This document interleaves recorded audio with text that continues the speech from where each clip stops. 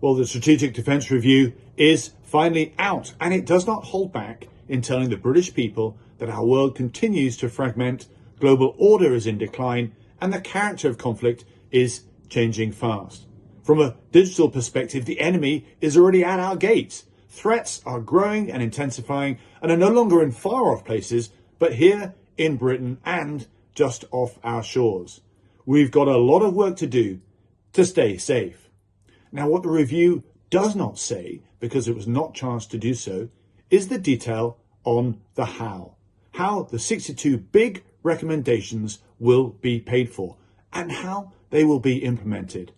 How do we create a tactical nuclear deterrent? How do we develop 2 fighting army divisions? How do our Navy and armed forces become more autonomous? The answers will come, firstly in the forthcoming spending review, and then in the MOD's equipment plan expected in the autumn. But next week, NATO countries gather in The Hague for a big summit, where Mark Rutte, the NATO Secretary General, will challenge all members to move to 5% GDP on defence, 3.5% on core defence spending, plus 1.5% on wider security infrastructure. Mark Rutte will tell NATO it must ramp up readiness and capability within the next 5 to 10 years due to Russia's military revival.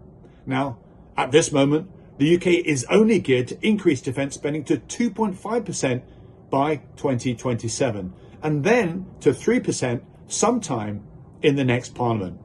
So there are some difficult circles to be squared. What's clear is that NATO and this independently written Strategic Defence Review are saying the same thing. Threats are growing, our defence posture must evolve, and to do so, it will take more money. Let's see if the government does the right thing. And it's worth stressing, if the money is not found, if our vulnerabilities are exploited, it will severely impact on our economy, which means less money for all government departments, not just defence. So let's begin the move to the new NATO defence spending target of 3.5%.